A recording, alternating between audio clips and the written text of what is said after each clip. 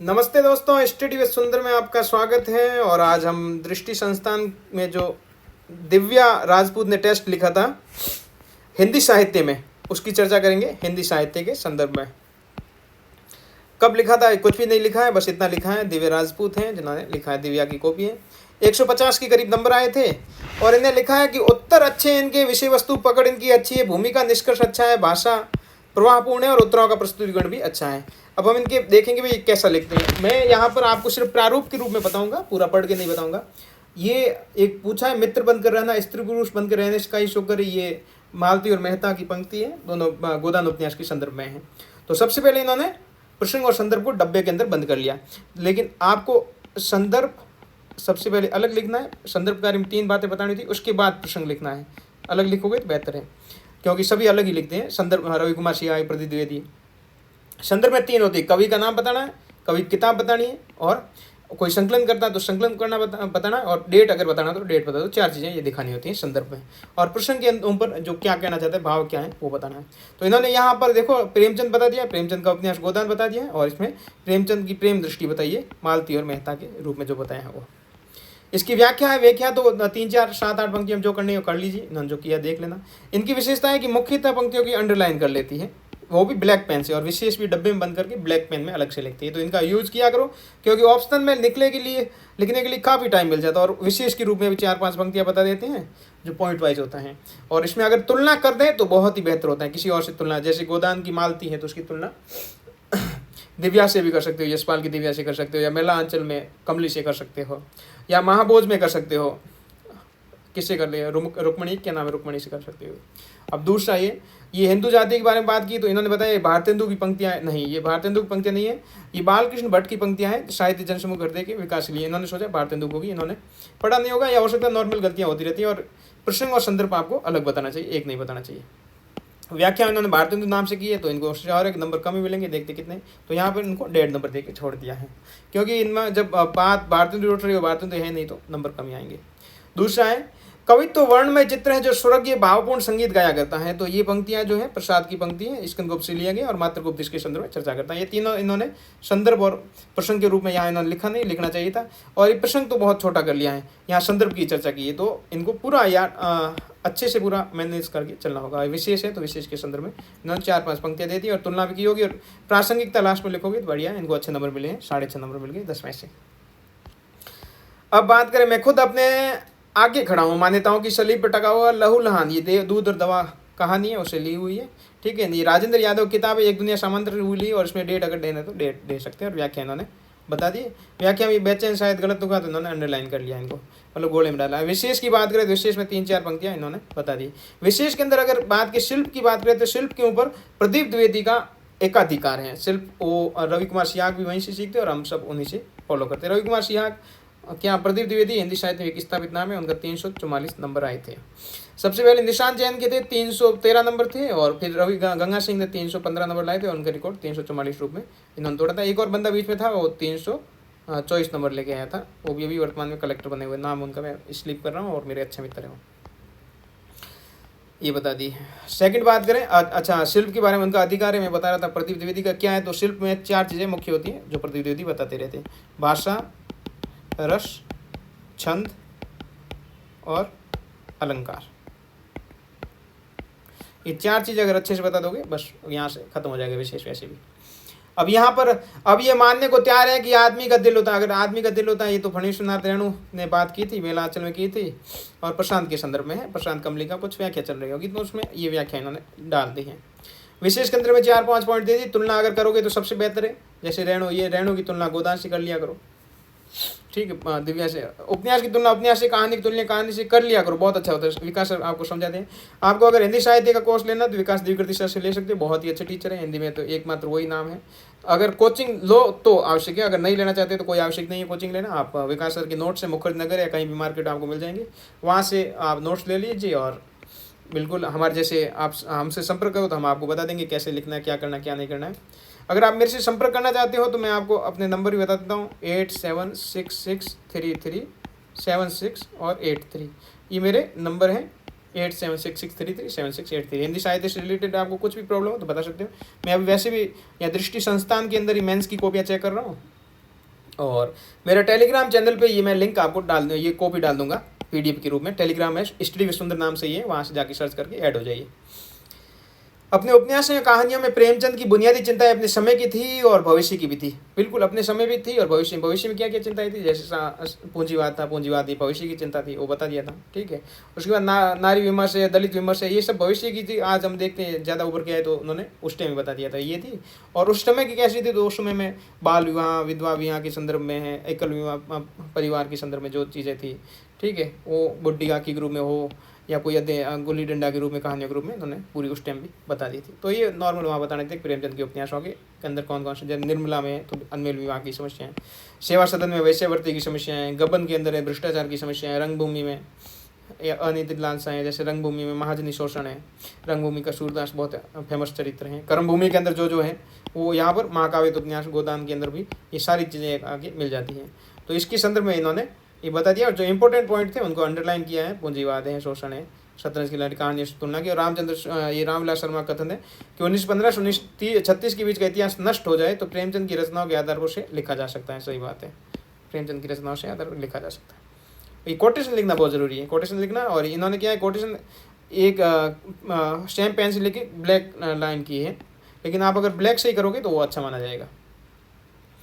श्रद्धा भक्ति निबंध के आधार पर रामचंद्र शुक्ल की निबंध शैली की विशेषताएं बतानी। निबंध शैली शुक्ल की श्रद्धा भक्ति क्या क्या विशेषताएं, तो विशेषताएं यहाँ पे एक एक पैरा है, विचार दबा दबा के भरे गए हैं, श्रद्धा भक्ति विचार प्रधान है। ठीक है, शुक्ल ने इसमें हास्य व्यंग्य का प्रयोग किया। हास्य व्यंग्य यहाँ जब कोई पक्का कलावंत गाने लगने के लिए अपना 8 अंगुल मुँह खोलता है तो आ करके विकल होता है और तो बड़े बड़े लोगों का आसन डिग जाता है। इसमें ये हास्य व्यंग्य है। सूत्र शैली है, संध्या भाषा है, अत्यंत शुद्धाशरी। संध्या भाषा तो ये योगियों की भाषा है, नाथ पंथ की, और कबीर ने भी यूज किया। प्रेम और श्रद्धा की योग का नाम भक्ति, जैसे ये सूत्र भाषा है। प्रेम स्वपन है तो श्रद्धा जागरण है, सूत्र भाषा है। और भी विशेषताएं तो इन्होंने अच्छे से शुक्ल किया, शुक्ल ने कोट भी किया शुक्ल को। क्या दिव्य उपन्यास में यशपाल मार्क्सवादी विचारधारा को प्रक्षेपित करने में सफल हुए? दिव्या में मार्क्सवाद बिल्कुल सूक्ष्म स्तर पर हुए, वृहद स्तर पर नहीं हुए। ठीक है, सूक्ष्म स्तर पर हुए तो ये बताएंगे कैसे हुई। जैसे ये दादा कामरेड, पार्टी कामरेड में तो पूरा तरीके से मार्क्सवादी दिखाया, लेकिन यहाँ सूक्ष्म स्तर पर दिखाया है। ये स्थूल प्रवृत्ति का दर नहीं है, स्थूल नहीं है, सूक्ष्म है। जैसे ये लिखा है ना, स्थूल प्रस्तुति नहीं है, संभव नहीं है यहाँ पर। ठीक है, ये वर्ण व्यवस्था के संदर्भ में मार्क्सवाद बात करता है, दासों के संदर्भ में मार्क्सवाद बात करता है। जहाँ मार्क्सवाद आया तो इन्होंने बता दिया, धर्मदेव शर्मा एक दासी के वियोग में खत्म हो गए, मर गए थे, तो वो बताते हैं कि ये तो मार्क्सवाद में ही बोलता है। ठीक है, तो ये मार्क्सवाद के विपरीत भी है। यहाँ पे मार्क्स के संदर्भ में, मार्क्स जो है वो खुद यशपाल के रूप में उभरा है, जो मार्क्सवादी एक चिंतक है मार्क्स, उसका एक कोटेशन है वो पढ़ के भेजें। और ये अच्छा है, इनको 15 में 9.5 नंबर मिले हैं। ये क्वेश्चन यहाँ इन्होंने काट दिया, ये किया नहीं है, क्योंकि हो सकता है इस पार्ट से ये 2 क्वेश्चन करने वाले और नेक्स्ट पार्ट से 3 क्वेश्चन करिए, ऐसा कुछ। ये नेक्स्ट पार्ट है। हमारी सृष्टि कारक भगवान तमोगुण के जन्म से, ये तो भारतेंदु का है, ये भारतेंदु का ये है, वहाँ उन्होंने बता दिया था, भारत दुर्दशा से लिया गया है, ये इनकी व्याख्या कर ली है। और जो विशेष है तो विशेष आगे बता दिया, और अगर प्रासंगिकता कुछ प्रासंगिकता बता देते हैं, तुलना करनी तो तुलना कर दो और खत्म होता है। ये एक चीज थी जिसे तुम नष्ट कर देना चाहते थे और नष्ट हुई, ये प्रमाणित करते हुए भी ये मैं जानती हूँ। ये विजेता कहानी है, राजेंद्र यादव ने संकलित की थी। इसकी जो रचनाकार उनका, इनको नाम लिखना चाहिए था, इनकी डेट लिखनी चाहिए। देखो ये टीचर ने नाम लिख दिए हैं, रघुवीर साहित्य। ये प्रसंग है तो प्रसंग के बारे में इन्होंने, देखो ये प्रसंग इतना, ये पहली बार इतना लंबा प्रसंग बना रही, वरना पहले तो साथ में कर रहे थे, और इतना लंबा प्रसंग काम का नहीं होता है। जैसे कोई व्याख्या कर दी है, व्याख्या छोटी की, प्रसंग बड़ा कर दिया है। विशेष कर संदर्भ में 4-5 पॉइंट जो भी है उन्होंने दे दिए हैं। तुम मेरे संपूर्ण जीवन के प्रयत्नों को अपने वश के भविष्य की एक युवती के मुंह में नष्ट करना चाहते हो। बिल्कुल ये दिव्या का है, और ये पृष्ठ बोलता है अपने पुत्र प्रतुसेन से। प्रतुसेन को बोलता है कि भाई तुम दिव्या से प्रेम मत कर। दिव्या मतलब एक स्त्री होती ना, अगर तुम विजेता बन जाओगे तो ऐसी हजारों स्त्रियां तुम्हें मिल जाएगी, नहीं तो तुम कुछ भी नहीं बन पाओगे। ये यहाँ पे बात करना चाहते हैं, तो इसकी ये व्याख्या करती है इन्होंने। और विशेष के संदर्भ में जो भी था, चाणक्य ने भी ऐसी बातें की थी, बताना चाहती थी। यशपाल की नारी के संदर्भ में क्या सोच है, बहुवादी सोच है, वो बताया गया है। यशपाल की सोच नहीं है, लेकिन वो पृष्ठ की सोच है। कष्ट हृदय की कसौटी तो तपस्या अग्नि है सम्राट, ये स्कंदगुप्त से लिया है, जयशंकर प्रसाद की रचना है। ठीक है, इसमें देवसेना के संदर्भ में बात की जाती है। ये इसका प्रसंग है, और वो पहले संदर्भ थी। व्याख्या गया तो व्याख्या में नॉर्मल है, 3-4 पंक्तियों में। इनको अंडरलाइन करना चाहिए था मुख्य, और ये यहाँ पे जगह नहीं छोड़नी है आपको। ये जो छोड़ रहे हैं ना, टॉपर है तो कम कुछ कह नहीं सकते, लेकिन पूरा ये प्रवाह बाधित होता है। आप हिंदी साहित्य लिख रहे हो, यहाँ पे विशेष के संदर्भ में चर्चा करें तो ये विशेष के आप देख सकते हो क्या गया। विशेष का लिए इतने लंबे पॉइंट लिखने की आवश्यकता नहीं है, छोटे छोटे पॉइंट बताओ आप।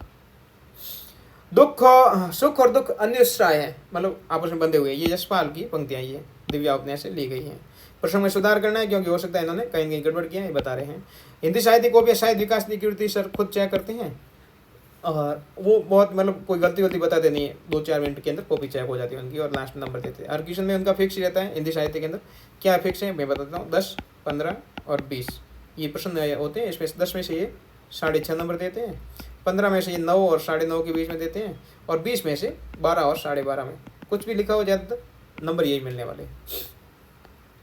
विशेष के संदर्भ में चर्चा हो गई।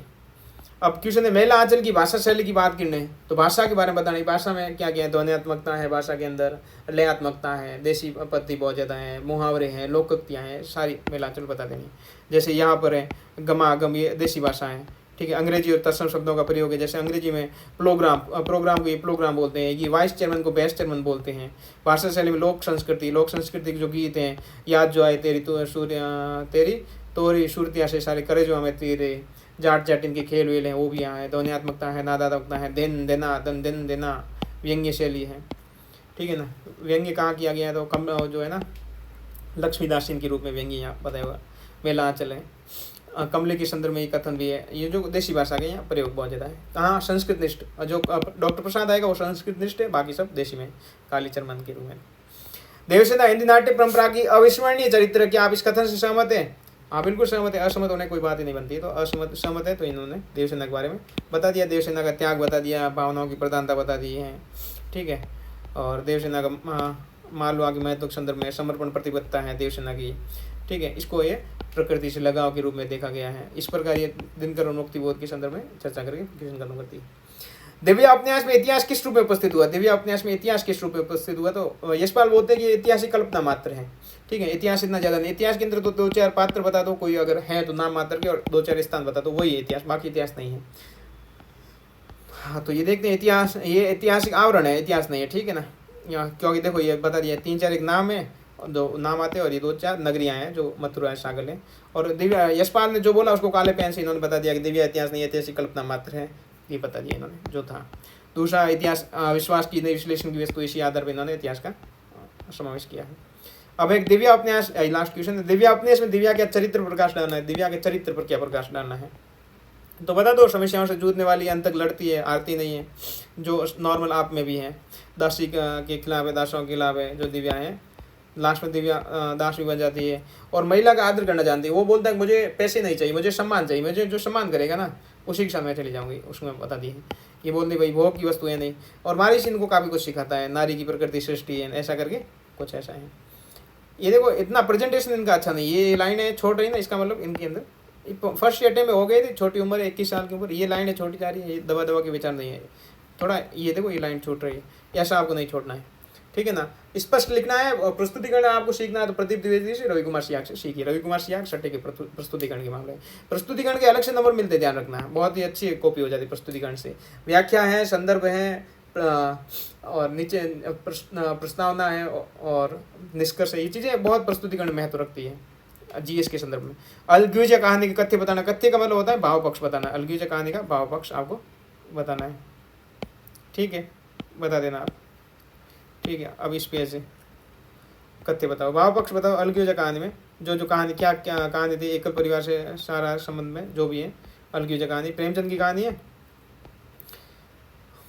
और लास्ट के अंदर ये क्वेश्चन है, उपन्यास कला की दृष्टि से महाभोज, तो सबसे पहले इन्होंने डेट बता दी, मनु बंजारी का है, और महाभोज के संदर्भ में जो पूछा इन्होंने वो बताया। तो दोस्तों इस प्रकार की कॉपी खत्म हुई। इस कॉपी को अगर चाहिए तो मेरा चैनल है स्टडी विथ सुंदर, SUNDAR, स्टडी विथ सुंदर है, वहाँ जाके इसको डाउनलोड कर लो, वहाँ आप अप्लाई करो, मैं आपको एक्सेप्ट कर लूँगा। और अगर ये चैनल आपको अच्छा लग रहा है तो शेयर, लाइक, सब्सक्राइबर जो भी करना है आप जानते करना। धन्यवाद दोस्तों, थैंक यू।